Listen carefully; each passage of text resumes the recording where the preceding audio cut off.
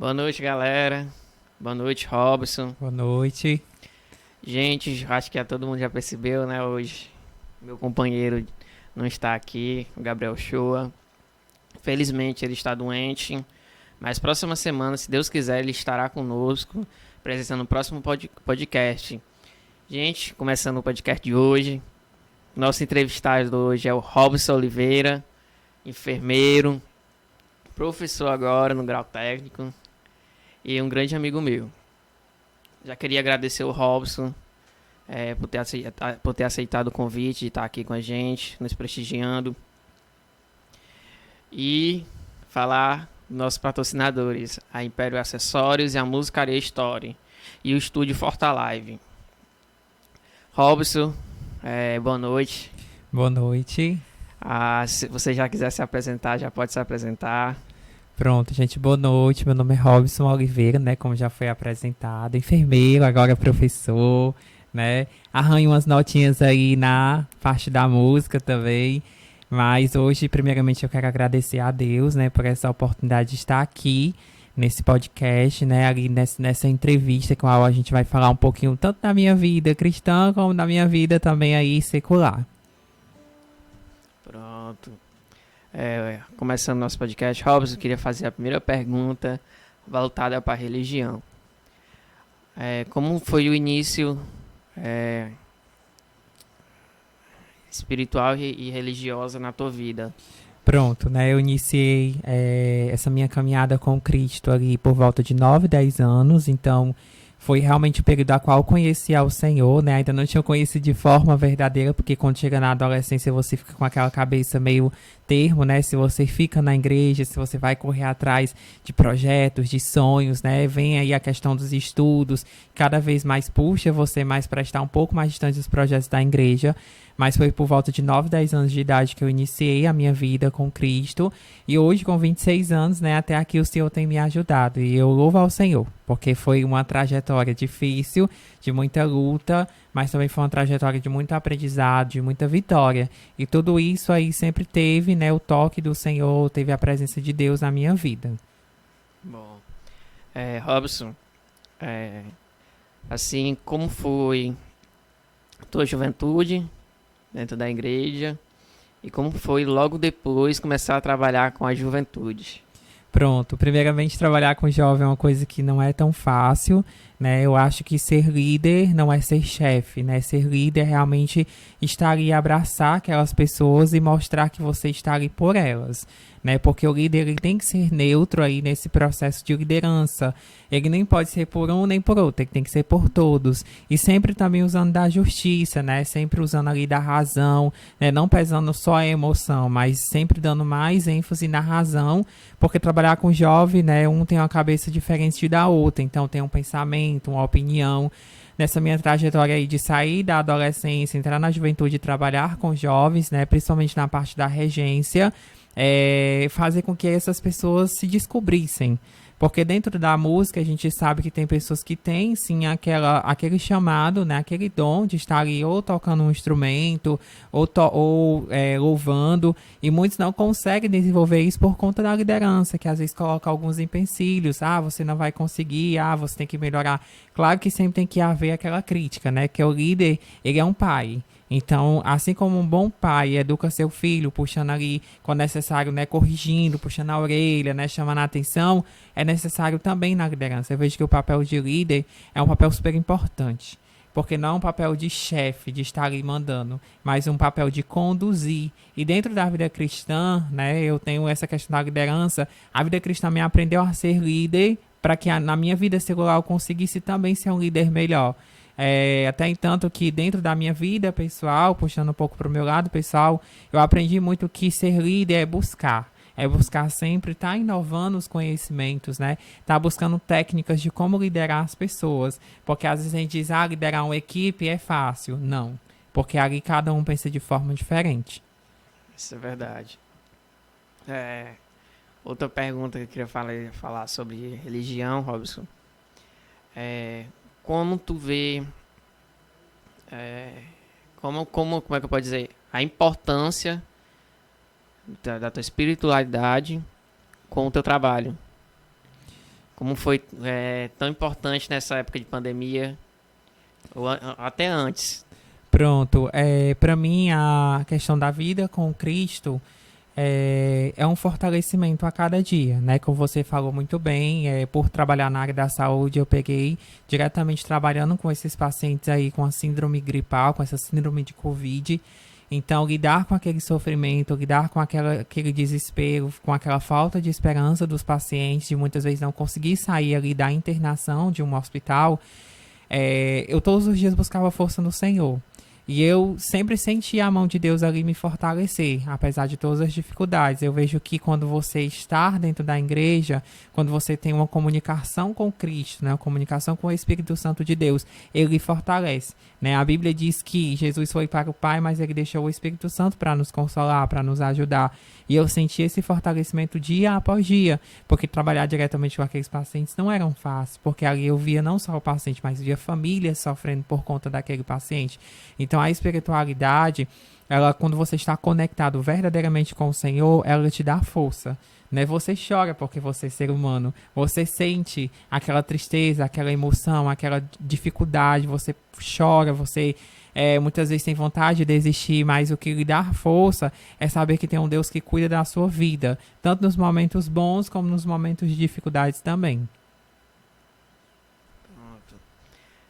Antes de a gente começar o tema de hoje, que é enfermagem, vamos louvar uma música, Robson? Vamos. Pronto. Qual música tu deseja louvar, Robson? Uma música que eu gosto muito, assim, desde a minha adolescência, Sejas Meu Universo, né? No caso, Meu Universo. Então, que nessa noite nós possamos declarar isso pro Senhor, que Ele venceu o nosso universo. Aleluia.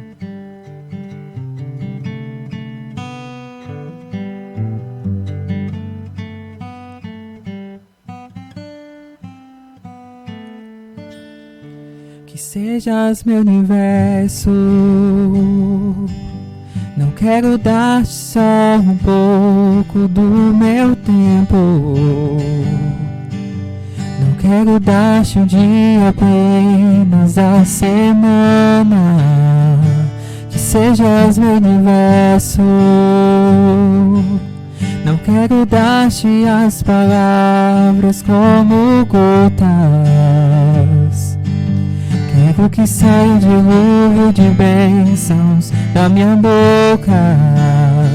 Que sejas meu universo, que sejas tudo o que sinto e o que penso. Que de manhã seja o primeiro pensamento e a luz em minha janela. Que sejas meu universo,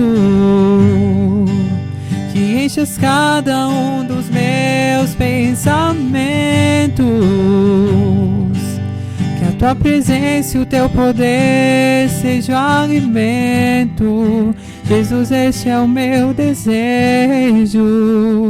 que sejas meu universo. Não quero dar-te só uma parte dos meus anos. Te quero dono do meu tempo e dos meus planos. Que sejas meu universo. Não quero a minha vontade, quero agradar-te. E cada sonho que há em mim quero entregar-te. Que sejas meu universo, que sejas tudo o que sinto e o que penso. Que de manhã seja o primeiro pensamento e a luz em minha janela. Que sejas meu universo, que enches cada um dos meus pensamentos. Que a tua presença e o teu poder seja o alimento. Jesus, este é o meu desejo, que sejas meu universo. Que sejas meu universo. Que sejas meu universo.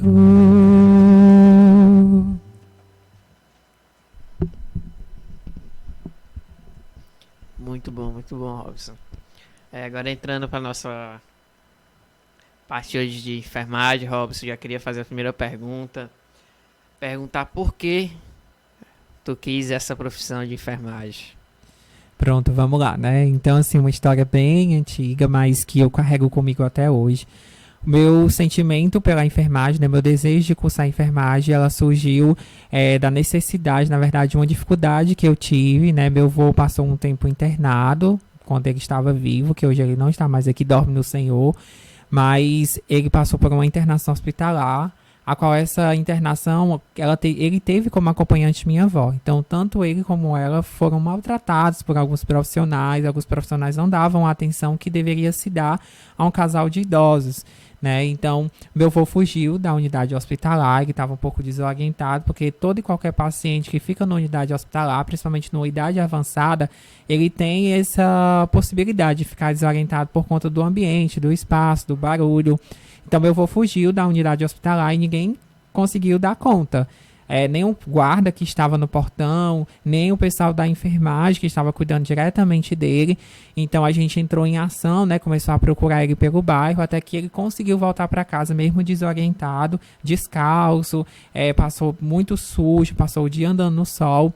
Então, daí nasceu a necessidade, né, de eu fazer enfermagem e de eu me tornar um profissional melhor. Que eu acho que quando você faz algo que você tem um exemplo ruim, você quer melhorar aquilo, você quer fazer diferente. Então, vendo o sofrimento deles e também tendo a enfermagem como conhecimento bom, eu ingressei em 2012, 2013, numa escola técnica. Então, passava o dia nessa escola, estudava de manhã a área secular, matemática, português, e à tarde eu fazia o curso técnico.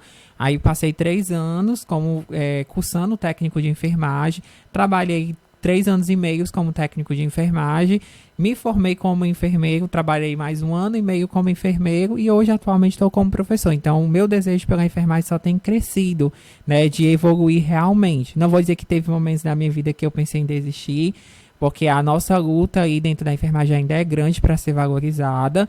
Porém, eu continuo aí nessa batalha, né, de buscar conhecimento, porque eu sempre, uma coisa que eu aprendi com todos os meus professores, com todos os meus mestres, né, dentro da enfermagem, é que conhecimento ninguém nunca vai tirar de você, né, e eu acho que o conhecimento que você adquire com aquela vontade de buscar, de ser melhor, é um conhecimento ainda mais válido, porque você vai sofrer em cima dos livros, em cima das pesquisas, para se tornar um profissional melhor. Escutando a tua história, Robson, do negócio do teu avô, é triste. É triste você ver que aqui é quando a gente vai pro hospital, a gente vai ser bem cuidado, né? Eles vão zelar pela vida daquela pessoa e muitas vezes não é assim. Não quero dizer que a maioria dos profissionais seja, não, a maioria dos profissionais são pessoas que eu posso dizer bem estudadas, que querem amar aquela profissão, amam de verdade, mas tem algumas pessoas que não. Eu já passei por isso, já peguei algumas pessoas que você não precisava tratar ela mal para ela ser rude com você. Quando eu digo rude, não é só no falar. Era quando ia tirar como é que pode dizer? Coletar um sangue, fazer uma medicação. Sangue, pronto. Quando na quimioterapia, você tinha que ficar direto limpando. Rapaz, tinha uma mulher que 4 horas da manhã chegava lá e eu... Oh, meu pai do céu, sai de perto de mim. Mas eu sei como é complicado. Aí, Robson, outra pergunta que eu queria te fazer. Se tu sente muita diferença da parte teórica para a prática, principalmente na legislação do SUS. Sinto, né? Atualmente eu lecionava uma disciplina de saúde coletiva e isso era uma grande questão que os meus alunos traziam para mim. Professor, por que o SUS, né, ele funciona somente no papel, né? Por que as leis elas não são seguidas de forma correta na prática? Eu vejo que isso é pela questão da gestão, né? A gestão ela faz muita diferença no processo.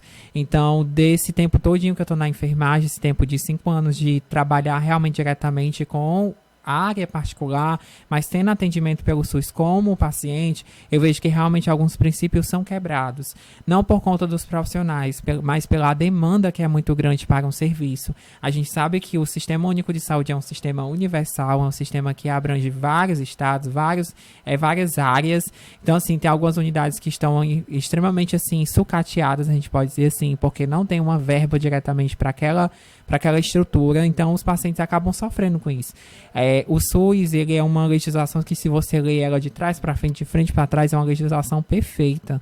Tem países fora daqui do Brasil que têm desejo de ter um sistema único, porque o sistema foi bem desenhado. Porém, como eu já disse, é a questão do gerenciamento. As pessoas que estão gerenciando, elas têm aquele olhar de gerenciar em questão de dinheiro. Mas o gerenciar de cuidar, realmente tinha que ser uma pessoa que tem essa visão do cuidar. Porque eu vejo que um profissional que tem a visão do cuidar, ela vai sempre procurar o melhor para aquela instituição. A gente vê que hoje a maior dificuldade, nossos pacientes reclamam aí do sistema de saúde. Eu vou numa unidade básica de saúde, num posto de saúde. Chego lá, não tem médico. Chego lá, não tem medicação. Mas isso aí é por falta de gerenciamento. Infelizmente, é falta de gerenciamento. O sistema em si é perfeito. Eu até dizia nas minhas aulas de legislação, eu defendo o SUS. Defendo por quê? Porque é um sistema bom. É um sistema que funciona. Tem uma demanda muito grande, mas mesmo assim eles tentam sanar todas as dificuldades que tem a população. Pronto. Eu não tipo, graças a Deus, eu não tive nenhum problema com o SUS. Para mim foi uma bênção. Como é que eu posso dizer? Não tive aquela dificuldade de estar em fila de espera.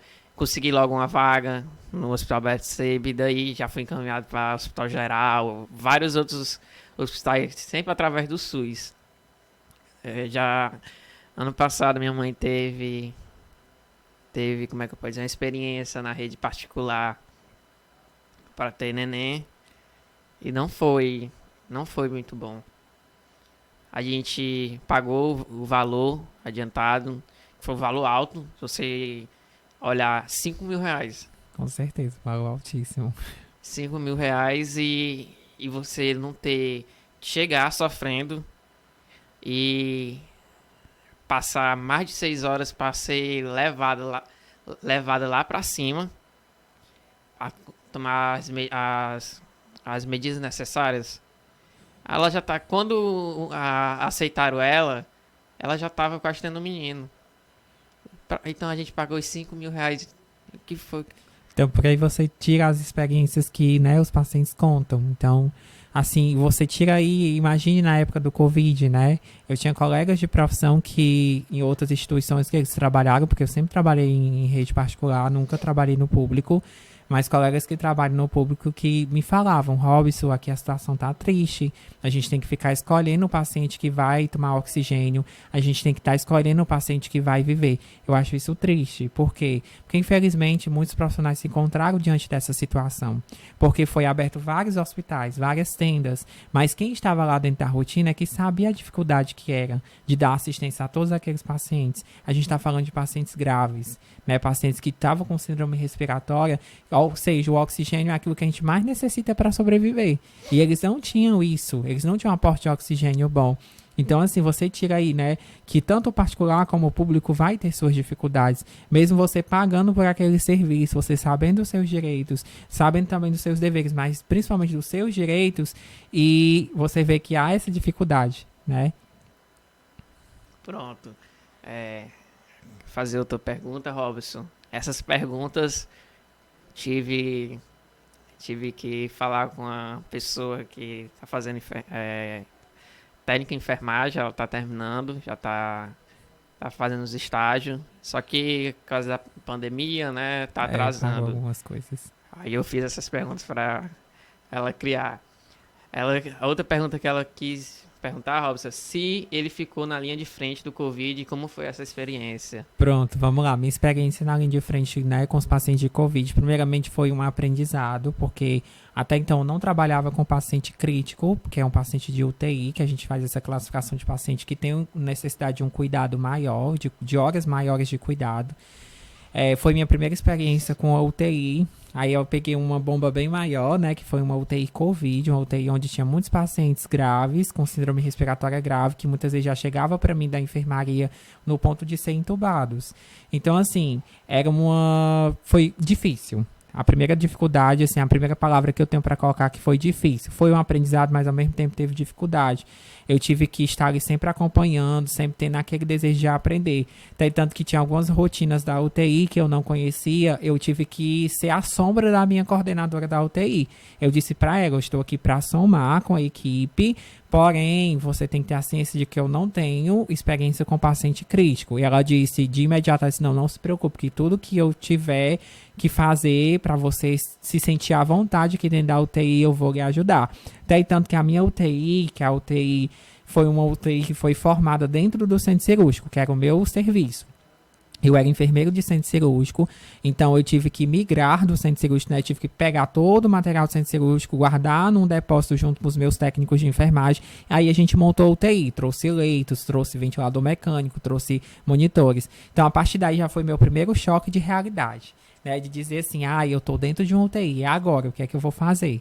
Porque assim, começava um paciente, começava a complicar, tinha que entubar, tinha que correr para fazer medicação, fazer material, né? Colocar material para entubar aquele paciente.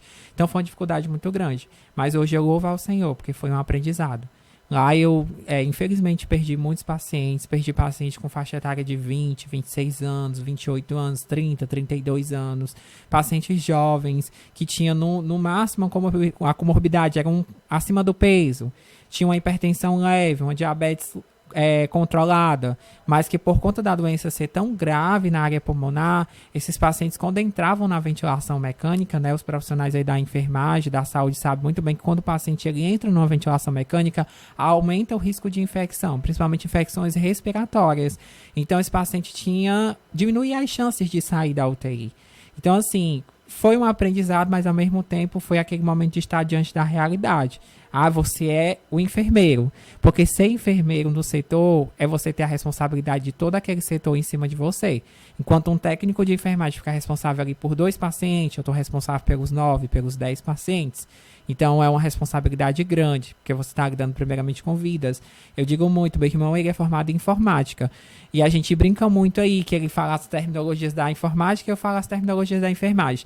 E eu digo para ele, se você queimar uma placa de um computador, você pode comprar um outro ali e dar ao seu cliente. Eu não. Se acontecer algum erro ali com algum paciente meu, é fatal. Então, ou vai lesionar ele e deixar ele inválido, ou vai fazer com que ele perda a vida. Então, a enfermagem, acima de tudo, é uma responsabilidade. Pronto. Esses dois, eu não sei se está com 3 anos já de pandemia. Vamos entrar quase 3 anos, né? Pronto.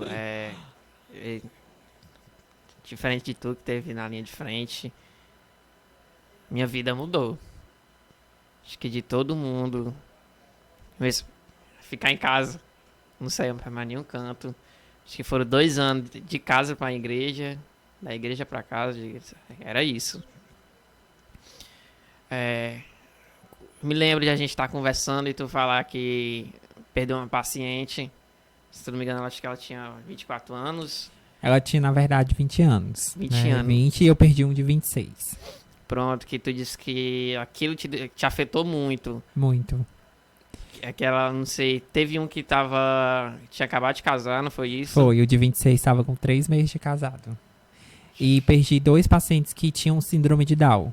Então foi difícil pra mim, porque tipo, essa paciente que eu perdi síndrome de Down, ela era uma paciente que dependia de cuidados especiais, até porque um paciente síndrome, a gente compara ele assim como uma criança, porque ele tem uma dependência dos profissionais, aquele ambiente barulhento ali de questão de monitores, ventilador, as pessoas falando e se incomoda. A gente até na época brigou para que essa paciente fosse internada num leito de pediatria, porque ela estaria diretamente com pessoas que sabem lidar com aquele cuidado especial. Porém, eu não consegui fazer essa transferência, né, junto com a equipe. Então, a gente foi tentando deixar o ambiente lúdico. Então, minha primeira ação foi pedir ao serviço social para trazer um brinquedo que ela gostasse. E ela gostava muito de boneca. A gente não conseguiu trazer a boneca, então trouxeram um urso pra ela. Então ela brincava com esse urso. Então era um momento ali de passar o passatempo mesmo dela. Tanto que quando ela foi entubada, eu tava na passagem de plantão, faltava 10 minutos pra me passar o plantão. E ela foi entubada. E eu fiquei na intubação dela do começo ao fim, porque a enfermeira do outro plantão não tinha chegado ainda. E eu fiquei. E as pessoas queriam entregar o ursinho dela ao serviço social. Porque a partir do momento que o paciente é entubado, a gente entrega todos os pertences ao serviço social. O serviço social entrega à família. Porém, eu não deixei. Eu disse, não, esse ursinho vai ficar do lado dela. Toda vida que vocês banhar ela, vocês vão tirar o ursinho e depois vocês vão devolver. Então, elas botavam no braçozinho dela, ela ficava abraçando. Mesmo entubada, eu deixei ali o ursinho dela. Isso que a gente chama é humanização. É trazer esse cuidado humanizado. Até tanto que a família agradeceu muito, né? Infelizmente, ela foi a óbito, até pelas condições, que ela já estava com mais de 75% do pulmão comprometido. Então, a ventilação fica bem mais difícil. Mas tudo que eu pude fazer, que estava ao meu alcance, junto com a equipe, a gente fez. Porque quando ela estava consciente ainda, ela sempre era meio assim, ela não conseguia lidar com a equipe. Ela tinha aquele medo, tinha angústia, gritava, queria fugir do leito. Mas esse período que ela ficou com a gente na UTI, a gente tentou deixar o mais útil possível. Daí, tanto que toda a minha equipe sentiu. Quando no outro dia que eu cheguei para receber o plantão, ela já não estava mais lá. Eu pensava que tinha sido transferida para outra unidade. Aí a equipe me falou que ela tinha ido a óbito. Aí foi aquele momento de choque, né? Poxa, será que eu dei o meu melhor? Né? Porque nesse momento o profissional se sente assim. Mas depois você olha para você e diz, não, eu dei o meu melhor. É porque realmente a gente foi até onde a gente poderia ir. Depois dali, era só Deus que poderia fazer um milagre. Pronto, é difícil. Chega, você se emociona, se arrepia. Complicado. E falando da questão da modificação de rotina, né, que você até citou um ponto muito importante, realmente houve uma modificação. Quando veio a primeira onda do Covid, eu pensei em sair da minha casa, né? Conversei com os meus pais, até para não expor eles ao risco, porque ainda não existia a vacina. Na verdade, existia ainda os estudos, começou as primeiras doses, mas nem todo mundo ainda estava tomando. Só os profissionais que iniciaram, né? O esquema vacinal começou ali com os profissionais porque estavam na linha de frente, que realmente era o certo. Porém, a gente sempre tinha aquele medo de ser assintomático e levar para a família. Então, foi um momento que eu tomei uma decisão. Eu ia alugar um local para mim ficar, até porque toda a minha rotina mudou. A minha área da casa, eu comprei uma estante, mandei montar um pedestalzinho para botar minhas roupas. Então, tudo meu do hospital ficava na área. E eu passava álcool em tudo, no sapato, na bolsa, em tudo. Então, realmente, como você falou, uma coisa certa, modificou a rotina de todos nós. Principalmente nós, profissionais da saúde, porque a gente voltava para casa com aquele medo, com aquela insegurança. Então, a partir daí, a gente começou a modificar o nosso dia a dia. Mas aí a minha mãe pegou e disse, não, você não sai daqui. Todos nós, se nós adoecermos, vamos adoecer junto. E a gente tá com você nessa luta. Porque ela sabia, às vezes, que eu chegava em casa chorando, chegava em casa com muita dor nas costas, chegava muito cansada. Às vezes eu chegava só no ponto de tomar banho, muitas vezes nem comia, só dormia. Até tanto que nessa primeira onda do Covid eu adoeci, realmente eu tive Covid, foi horrível, não tive nenhum problema respiratório, porém tive muita dor no corpo, muita dor de cabeça. Passei 15 dias de atestado, estava muito fraco porque eu não me alimentava. Era correndo no plantão do lado pro outro, chegava um paciente para entubar e corria, fazia medicação, fazia aquilo. Quem me sentava às vezes para comer alguma coisa eram os meus técnicos de enfermagem, porque eu já estava no automático. Mas é porque era aquele automático de querer fazer algo pelos pacientes, mas eu não estava pensando em mim. Porque era uma loucura. A primeira onda do Covid, para quem estudou, viu que você não tinha definição da doença. Você não sabia como é que essa doença, a gente sabia que era doença respiratória, mas não sabia como era a manifestação dela. Então, por aí você tirava a loucura que os profissionais ficavam para poder ficar toda hora se paramentando, se desparamentando. E foi nessa brincadeira que muitos profissionais se contaminaram, porque a doença em si não tinha uma definição própria. Até tanto que nessa segunda onda, terceira, quarta onda, já foi diminuindo os casos assim, de internação, os casos hospitalares ficaram bem mais restritos. Por quê? Porque já se sabia um pouco sobre a doença e muitas pessoas já estavam vacinadas. Pronto, Raul, tu falou da dificuldade que tu enfrentou. Tu pensou no decorrer da enfermagem desistir? E o porquê não desistiu? Pronto, pensei em desistir. Teve um dia que eu acho que assim, é uma das partes da minha UTI que eu mais guardo no meu coração até hoje. Meu primeiro paciente que eu recebi, o nome dele era seu Francisco. Ele ficava no leito 1 da UTI 3.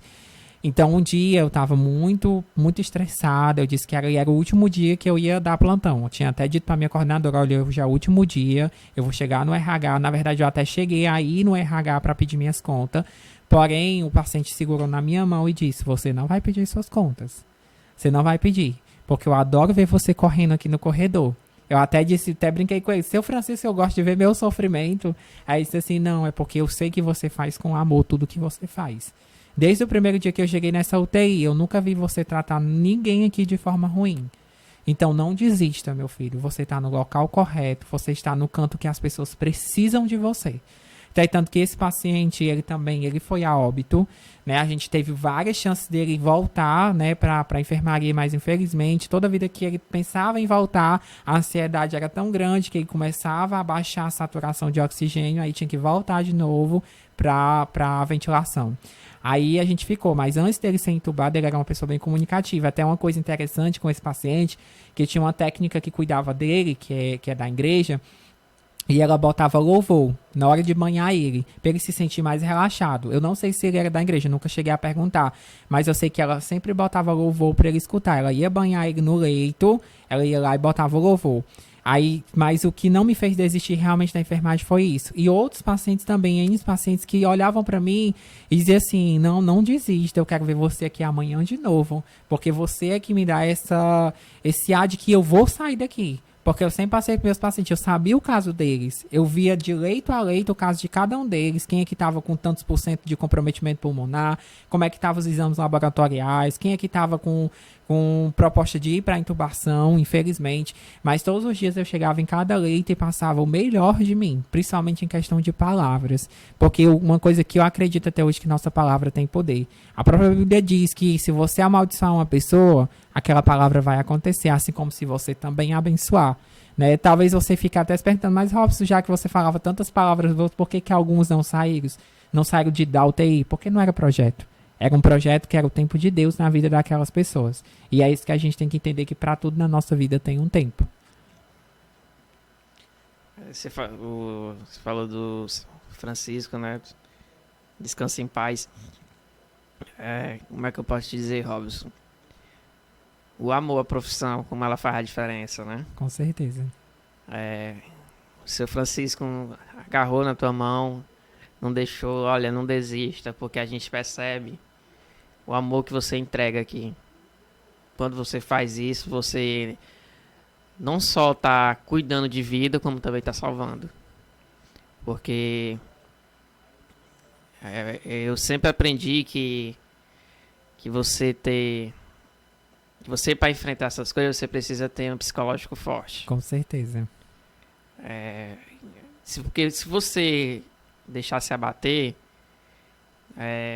a doença vai te matar e você mesmo vai se matar. Justamente. Por causa que o psicológico junta com a doença e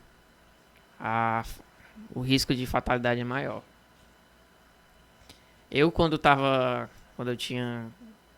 ficava com as defesas baixas, eu não deixava nada de me afetar. Porque eu sabia que se eu deixasse algo me afetar, já ficava com febre, já começava as defesas cair. Então eu sempre fui, né, vou ser forte, posso deixar nada me abater. E quando eu estiver passando por algum mal assim de risco de vida, eu vou olhar para meus pais e vou dizer: se eu partir, eu não quero que fique a tristeza. Quero que vocês continuem a vida de vocês e vejam que o partir não foi algo ruim. Partir foi algo de Deus.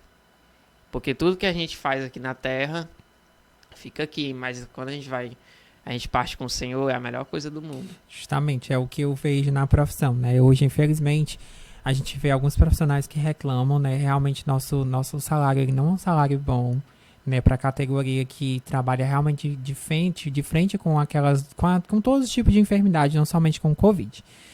Mas o que eu mais vejo é que uma coisa que você disse, que tudo que a gente planta aqui, né? A gente vai ter uma colheita enquanto a gente está aqui, porém tudo isso vai ficar. E eu vejo que o dinheiro ele é importante, né? Ele faz esse fluxo na nossa vida de gerenciar nossas compras, nossos bens pessoais. Porém, que eu acho que o que mais fica quando você está dentro de uma profissão é o seu legado, independente da profissão que for. O legado é o mais importante que vai ficar e que as pessoas vão passar de geração em geração. Isso é o que vai ser mais importante. Pronto. Aí, Robson, queria te fazer uma pergunta. A mudança de estar na prática, né? E agora virar professor, tá ensinando a teórica. Como é que tá sendo essa nova experiência? Pronto, tá sendo fantástico, né? Então, assim, eu fiquei com muito medo. Minha primeira turma foi uma turma de saúde coletiva, que é uma cadeira, uma disciplina extremamente teórica, extremamente mesmo. Ela mal tem prática. Então, eu tive que formular bem para que as pessoas sentissem aquele desejo de estar ali na aula. A gente sabe que uma aula ela é cansativa, né? Principalmente quando é uma aula teórica. Então, o professor ele tem que realmente trazer um diferencial. E hoje o que eu vejo que o que a assistência me ajudou, né? O que eu tive da assistência, a experiência, hoje eu levo para dentro da prática. Então hoje eu ensino para os meus alunos aquilo que eu vivenciei na prática. Porque eu acho que um bom professor não é que os professores que não passaram pela assistência não sejam professores bons. Eu tenho professores que trabalham comigo que nunca trabalharam na assistência, mas são ótimos professores. Mas eu vejo que quando você está na assistência diretamente ao paciente, você leva a sua vivência para dentro da sala de aula e a aula fica mais dinâmica. Tá sendo fantástico, tá sendo uma experiência nova para mim, o ensino.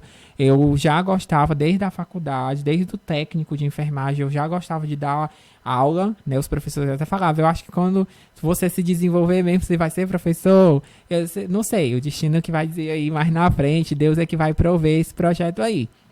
Nunca me imaginava numa sala de aula, então hoje eu dou aula para 30, 40, 45 alunos, já dei aula em auditório, já dei aula em online também, né? Alguns congressos, participei de alguns congressos ali. Então, assim, hoje eu louvo ao Senhor, porque tudo é para a glória dele. Nada acontece sem a permissão dele. Os meus alunos até dizem assim, meu primeiro dia de aula, teve um aluno que perguntou assim, professor, o senhor é tão novo, que mal pergunte, o senhor tem quantos anos? Porque se eles me veem com essa cara de novo, né? Então já olha assim, já julga logo. Ah, esse daí não tem nem o que passar. Vai passar só coisa teórica, só coisa teórica. Não, eu trouxe para eles aquilo que estava dentro da prática. E isso é super importante. É importante mais, porque você traz a vivência, né? Você pega ali o que está na teoria e junta com sua prática. Fica enriquecedor. Tipo, esses dias agora, na verdade ontem e amanhã, né, eu estava ministrando, né? Eu vou estar ministrando amanhã, estava ministrando ontem um curso de centro cirúrgico. Então foi fantástico, eu estava com muito medo, formulei toda a aula. Então, assim, o professor, ele também tem suas frustrações, tem suas dificuldades, porque ele sempre quer dar o seu 100%, mas ele se esquece que ele nunca vai conseguir dar 100%.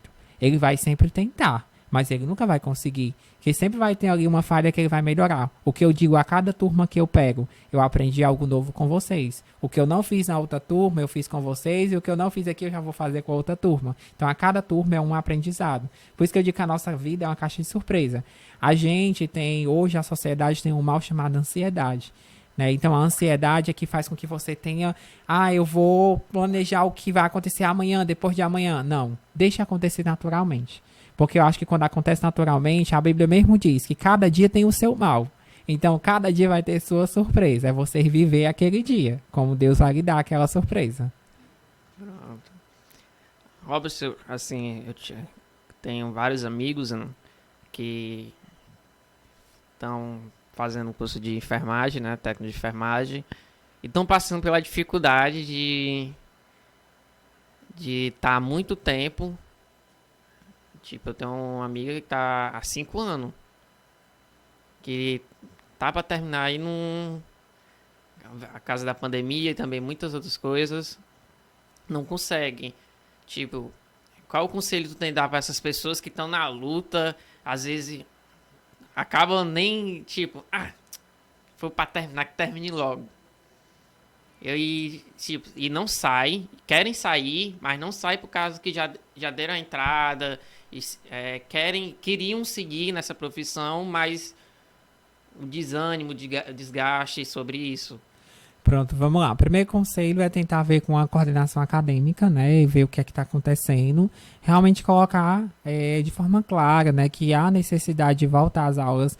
As aulas, assim, pelo menos na instituição que eu estou ensinando, elas já voltaram presencial faz um bom tempo, mas realmente houve uma grande dificuldade. Alguns alunos conversando comigo, particularmente, disseram, professor, no começo da pandemia foi muito difícil, porque tinha dias que a conexão estava ruim, tinha dia que o professor dava aula em casa e tinha um barulho de panela, tinha um barulho. Tinha dias que nem tinha aula e a gente pagava a mensalidade do mesmo jeito.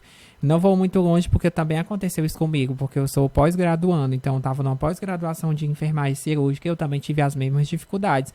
E ainda estou tendo dificuldade até para emitir o certificado da pós-graduação. Numa pós-graduação que terminou em novembro de 2021, eu ainda estou nessa luta para emitir a certificação do processo, mas nem por isso eu desisti. Então, o primeiro conselho, ver com a coordenação acadêmica o que está acontecendo. E o outro conselho, não desistir. Mas, primeiramente, ver se realmente é isso que você quer. Né? Porque a enfermagem, como eu disse, a gente ainda está aí nessa luta por um piso salarial, né? A gente já botou um projeto de lei, mas a enfermagem não é só aquele mundo pequeno de hospital. Você pode crescer. Eu tenho um exemplo de várias pessoas que começaram na enfermagem como técnico de enfermagem, cresceram, foram para a área do ensino, foram para a área da pesquisa, foram para a área da instrumentação cirúrgica, trabalhar diretamente com médicos de forma particular e ganham super bem. É a questão de você investir em você. Hoje o que você investe vai ter retorno depois. Não vou dizer para você que é fácil, não é. Como eu já disse, eu já tive vontade de desistir da enfermagem, principalmente por conta da falta de valorização. Mas uma coisa que eu vi um professor meu falar é que ele disse que a valorização vem primeiramente de você. Então você que tem que se valorizar. Então o conselho que eu dou, primeiramente, sente e reflita. Realmente eu quero enfermagem? Porque eu acho que a primeira base para você entrar num curso, seja ele de graduação, seja ele técnico, é você ver como é que aquele curso funciona. E tentar ver a experiência de outras pessoas. Porque a enfermagem, ela te dá um leque de você ter um aprendizado, de você poder agir na sua casa. Uma pessoa se corta, uma pessoa está num tratamento, uma pessoa vai fazer uma cirurgia, você vai para dentro do hospital, você não vai estar lá de forma leiga, ninguém vai poder lhe enganar. As pessoas vão ter que te falar com você de forma clara, porque você é profissional da saúde. Pronto. Falando com essas pessoas conhecidas minhas, eu disse, eu admiro bastante quem está nessa profissão e quem quer. Porque pra mim é uma profissão que você tem que ser forte. Com certeza. Não é fácil. Porque tem a prática não é fácil. A responsabilidade. Muito grande. Aí tem o psicológico. Então, vários fatores que você precisa ser uma pessoa, pode dizer, forte ao ponto de chegar aquele ponto e você não deixar se abater. Você teve a decisão de salvar uma vida. Justamente. Você não pode fraquejar. Que você fraquejar e você vai deixar se abater, porque você vai ficar com eu poderia ter feito melhor. Ah, se eu não tivesse feito aquilo. Eu poderia ter colocado aquele medicamento para ele, ou antes de ele partir, ele ter partido sem dor. Então, pra mim, essa área aí eu tiro o chapéu, que pra mim é uma área que eu admiro bastante. Justamente. Então, eu quero te dizer que você, além de ser um amigo, eu lhe admiro bastante como profissional, como uma pessoa que você é. Porque, acima de tudo, você nunca deixou se abater ou desistir.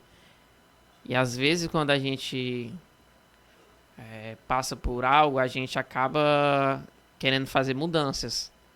A gente acaba perdendo o nosso eu. E você nunca deixou de ser o Robson. Você sempre se manteve, não deixou nada te derrubar. Então, tiro o chapéu pra você também, Robson. Muito obrigado. Vamos voltar aqui e fazer outra pergunta sobre a enfermagem. Robson, como foi passar por etapas, tipo, você começou na enfermagem, começou como técnico de enfermagem, fez a enfermagem, né? Fez o pós e agora tá como professor no grau técnico. Como pra ti, se tu já se imaginava fazendo essas etapas, passando esses ciclos, e como tá sendo essa experiência? Pronto, quando eu iniciei no técnico, né, eu já tinha essa visão de que queria algo da saúde futuramente, né, isso dizendo no nível superior, porque como eu estava no técnico ainda estava me descobrindo. Então, no meu técnico, eu já fui desenvolvendo essa questão de oratória, né, de falar diante das pessoas. Uma coisa que ajuda muito é justamente a questão da igreja, né, que com o tempo você vai desenvolvendo muito isso na igreja, então, diante de qualquer público, você consegue se comunicar, que eu vejo que uma das coisas aí principal para o professor, para uma pessoa que vai palestrar, é a questão da comunicação, que tem que ser uma comunicação efetiva e que você não tem que ter medo, você tem que estar ali realmente de forma clara, objetiva, sem estar ali gaguejando, sem estar ali barganhando em alguma coisa, sempre estando de forma reta. Porém, quando eu saí do técnico, assim que eu saí do técnico, eu comecei a trabalhar. Comecei a trabalhar e comecei a fazer faculdade, né? Em alguns momentos pensei em desistir aí porque era muito difícil, eu dava plantão e antes de ir pro plantão eu ia pra faculdade. Então de manhã eu ia pra faculdade, à tarde eu ia pro plantão. E no outro dia começava tudo de novo. E nos finais de semana eu dava plantão de 12 horas. E às vezes tinha que dobrar porque algum colega faltava, aí tinha que dobrar. Aí depois que eu terminei a enfermagem, eu estava perto de terminar a graduação, aí comecei uma pós-graduação de centro cirúrgico. Aí terminei a pós-graduação de centro cirúrgico, comecei a de UTI. Aí assim foi seguindo até chegar no ensino. Cheguei no ensino por meio dos meus superiores, meus chefes, principalmente por meio de uma colega que trabalhou comigo na UTI, uma amiga que trabalhou comigo na UTI, é coordenadora de uma das escolas técnicas de Fortaleza, e ela disse para mim, amigo, se você quiser, as portas estão abertas. Já ouvi falar muito bem que você gosta da área do ensino, que você tem didática, então venha deixar seu currículo aqui que vai ser um prazer trabalhar com você. E graças a Deus nós temos feito uma parceria maravilhosa. Tá? E tanto que, assim, eu agradeço, louvo a Deus pela vida dessa minha coordenadora, né? Que eu não posso deixar de falar o nome dela, Roberta. Roberta, ela é uma pessoa que me ajuda muito, porque ela me incentiva a buscar mesmo a questão do ensino. Ela também tem gosto por essa área do ensino. Passou pela assistência e hoje também está no ensino. Está na coordenação, que é bem mais cobrada, né? Do que um professor da sala de aula. Mas passar por todas essas etapas eu nunca me imaginei. Né? Eu pretendo sim fazer mestrado, porque aí o mestrado e o doutorado é que faz com que você consiga dar aula dentro da faculdade, que é o meu maior desejo, levar o meu conhecimento, né, que eu tive toda essa experiência para dentro do mundo acadêmico, porque durante o meu processo de graduação, eu não tive muito aporte de conhecimento. Alguns professores só tinham conhecimento realmente da teoria, mas eu não tinha conhecimento da prática, que era o que eu mais precisava. Então, diante da dificuldade de estar diante de um paciente de UTI, eu tive muita dificuldade, porque a minha disciplina de UTI, ela era muito rasa, ela era uma coisa muito básica, certo que isso cabe muito do aluno ir buscar, mas para mim que trabalhava e estudava, era uma coisa bem difícil eu chegar em casa e já ir em cima de algum artigo para buscar. Não vou mentir para você que eu tinha essa certa dificuldade, eu tinha meu compromisso de estudar aquilo que o professor passava, mas muitas vezes buscava pouco. E hoje um conselho que eu dou para as pessoas que estão em formação, busquem o conhecimento, como eu sempre leciono, eu falo isso para os meus alunos, que é uma coisa que eu já absorvi dos meus professores. Conhecimento é uma coisa que ninguém nunca vai tirar de você. Conhecimento é uma coisa que é seu, da forma que você vai adquirir ele. Mas aí tem que ser uma busca diária, todos os dias. Foi fácil chegar até onde eu estou hoje? Não. Algumas pessoas até criticam, Robson deixou de estar na assistência, que ganhava um valor fixo, para estar no ensino, que ganha por hora aula, mas aquilo me dá prazer. Tudo que eu faço dentro do ensino, eu tento sempre fazer de forma ainda melhor. Se na assistência eu já fazia melhor, no ensino é que eu faço mesmo. Porque aquelas pessoas que dependem do meu ensino. Se eu ensinar uma coisa errada para eles, eles vão duplicar, eles vão multiplicar isso aí para outras pessoas.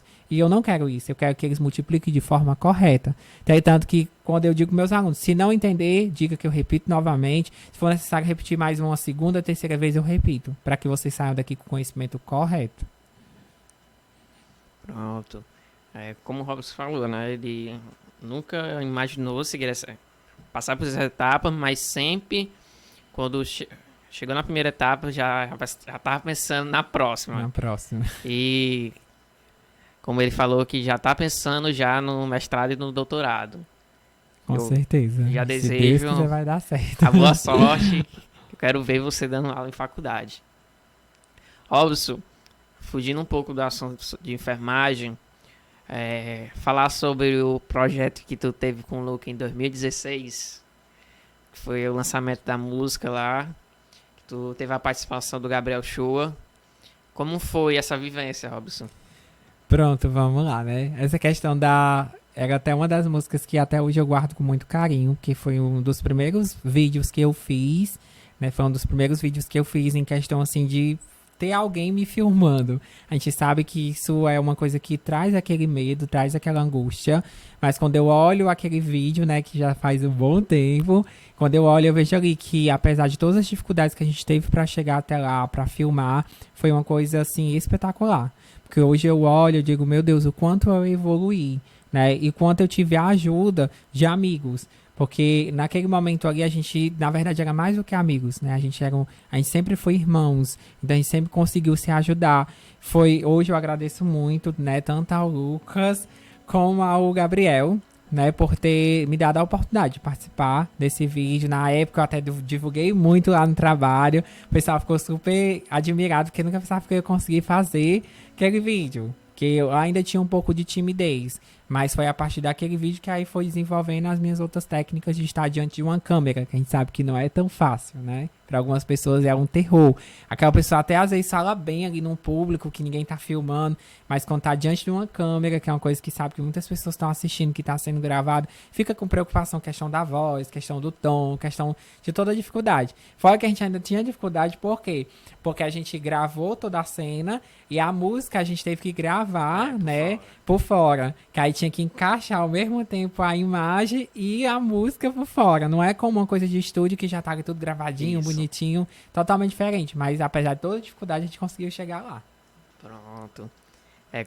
Como tu disse, Robson.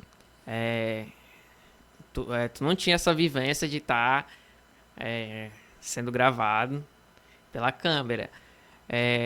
Como eu tava até falando com um amigo meu, eu não sou muito de falar em frente de câmera, tu sabe? Tu me conhece há muito tempo.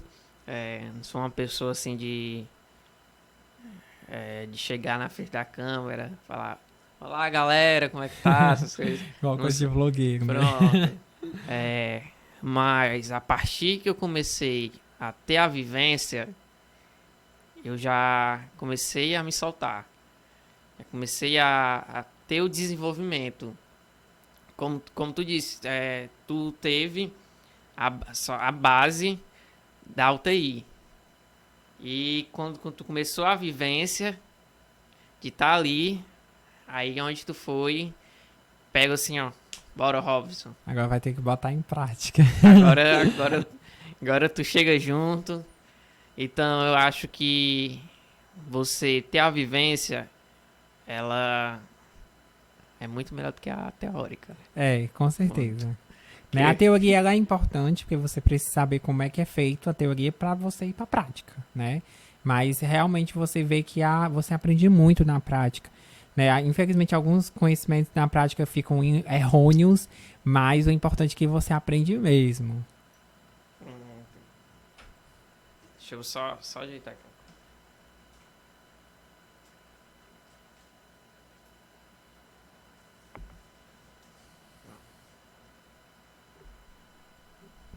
Acredito que saiu, não. Cristina, olha se desligou a minha câmera. Aí, Robson, eu te fazer outra pergunta. Quando tu entrou na enfermagem, tu teve o apoio familiar? Ou, tipo, quando tu entrou, tu sentiu que era tu que tinha que ter a força maior e a família só... É aquele apoio que te diz, vai lá, Robson, tu consegue e tal. Mas tu teve esse apoio familiar? Pronto. Tive. Graças a Deus, minha família sempre me apoiou nas minhas decisões. Decisões que foram tomadas, né? Eu acho que uma das coisas que eu até esqueci de mencionar, quando eu fui escolher meu curso, tudo cooperava para mim fazer enfermagem, que lá tinha vários cursos para escolher. Um dos cursos que tinha era informática, tinha Libras, tinha segurança do trabalho, tinha enfermagem, tinha outro curso, que era hospedagem. Aí eu dizia assim, meu Deus, os outros cursos eu não me identifico de jeito nenhum. Então eu me identifiquei com a enfermagem. Então ali, primeiramente, minha mãe se sentiu muito feliz, né? Porque eu seria a primeira pessoa da família a estar como um profissional da saúde. Eu tenho um irmão do meu avô, é da minha avó, que é médico, mas mora em São Paulo, já está bem de idade, acho que já está até aposentado na profissão. Mas dentro da família mesmo, eu não tenho nem ninguém da área da saúde. Eu era a única pessoa, e na verdade sou a única pessoa da família que sou da área da saúde. Então meus pais ficaram muito felizes, porque é como eu lhe disse, é um conhecimento que ninguém nunca vai roubar de você. Você vai para dentro de um hospital, ninguém fica ali enrolando. Você consegue saber o que é que está acontecendo ali. Você consegue estar por dentro do assunto. Então, graças a Deus, em questão de apoio, toda a minha família sempre me apoiou e sempre tiveram prazer de dizer, né, que eu sou profissional da saúde. Isso é, como é que eu posso dizer? É o essencial para você ter a base. Você teve a base, teus pais apoiaram desde o início, até a sua decisão, que você disse que a tua mãe foi uma da base para tua decisão. E a família, ela é, como é que pode dizer, é a coisa mais importante que a gente tem na vida. Quando a gente perde uma pessoa querida da família, a gente sente muito. Justamente. E eu acho que, principalmente tu, como tá na área da saúde, que quando a gente tem a convivência com aquela pessoa da família que está acamada, e a gente acaba perdendo, acho que a gente sente mais, não é isso? Tu, como parte de estar trabalhando nisso, como tipo, eu acho que tu não teve essa experiência, ou teve? Na família em si, a única experiência que eu tive foi da minha bisavó, né? Que ela realmente, faltando poucos dias para ela completar 100 anos, ela ficou acamada. Então, assim, ela, na verdade, ela já tinha ficado com alguns problemas de paralisia, ela já não andava mais, mas falava, né? Comia com as próprias mãos. Então, com o tempo, ela foi se paralisando total, ficou doente. Foi a única pessoa da família que eu tive como acamado, que precisou de cuidados, mas não cuidados muito prolongados, porque com poucos dias ela foi a óbito. Mas eu vejo que foi uma evolução natural da vida, né? A gente viu que ela passou por todas as fases, né? Desde a infância, desde o nascimento até a velhice, morreu ali com 100 anos, né? Que a Bíblia hoje até diz que a gente não chega mais nem a 80 por conta do nosso cansaço. Rapaz, meu pai disse que 45 ele já tá sentindo hoje ali. Muita gente, 45, 40 e poucos anos já está aí sentindo, né, os efeitos da vida. Aí você imagina, né, se o bisavó chegar a 100 anos. Então isso é glorioso, apesar das enfermidades. Mas o contato mesmo nunca tive, mas eu já tive colegas que têm pessoas da família que são acamados. E é difícil, porque aquela pessoa sofre, e não sofre só o paciente, sofre a família junto com ele, né? Por conta do cuidado, ele sempre tem que estar revezando com a pessoa, tem que levar para o hospital para fazer algum exame, tem que estar sempre nessa correria aí que não é tão fácil. Pronto. Robson, vamos encerrar com louvor? Vamos.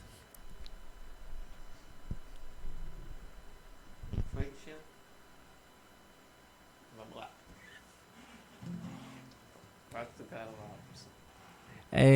Eu acho que uma das músicas também que me chama muita atenção é Aos Pés da Cruz. Meu Jesus maravilhoso és, minha inspiração a prosseguir. Mesmo quando tudo não vai bem, eu continuo olhando para ti, pois sei que tu tens o melhor pra mim. Há um segredo no teu coração, ó, dá-me forças pra continuar, guardando a promessa em oração. Firme, ó Deus, está o meu coração, firme nas promessas do Senhor. Eu continuo olhando para ti, e assim eu sei que posso prosseguir. E mesmo quando eu chorar, As minhas lágrimas serão para regar a minha fé e consolar meu coração. Pois os que choram aos pés da cruz, clamando em nome de Jesus, alcançará de ti, Senhor, misericórdia, graça e luz.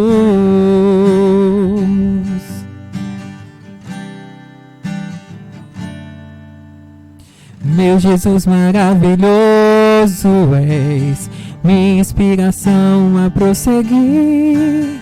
Mesmo quando tudo não vai bem, eu continuo olhando para ti, pois sei que tu tens o melhor pra mim. Há um segredo no teu coração, ó, dá-me forças pra continuar, guardando a promessa em oração. Firme, ó Deus, está o meu coração, firme nas promessas do Senhor. Eu continuo olhando para ti, e assim eu sei que posso prosseguir. E mesmo quando eu chorar, as minhas lágrimas serão para regar a minha fé e consolar meu coração.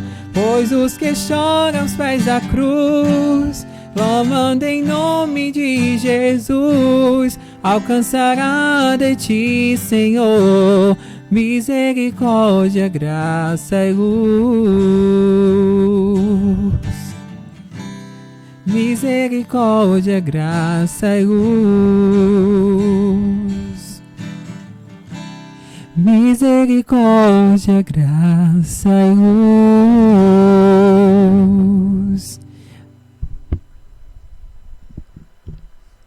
Pronto.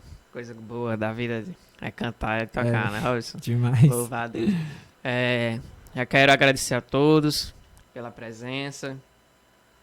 Dizer que próxima quarta teremos o podcast. E desde já agradecer a nossos patrocinadores, a Império Acessórios, a Musical Story e o Estúdio Fortalive. Até a próxima, gente. Boa noite. Robson, quer dar uma palavra antes? Boa noite. Então, quero só agradecer mais uma vez, tá, pelo convite. Uma honra estar aqui, falar um pouco da minha profissão, falar um pouco também da minha vida cristã. Então, isso foi edificante demais, né? Louvar 2 hinos que marcaram a minha vida, né? Tanto o Universo como esse hino Aos Pés da Cruz são hinos que eu carrego comigo até hoje, porque são hinos que marcam a minha vida de forma bem presente mesmo. Então, só agradecer mesmo ao Senhor e agradecer pelo convite. Pronto. Até, gente. Próxima quarta a gente tá de volta.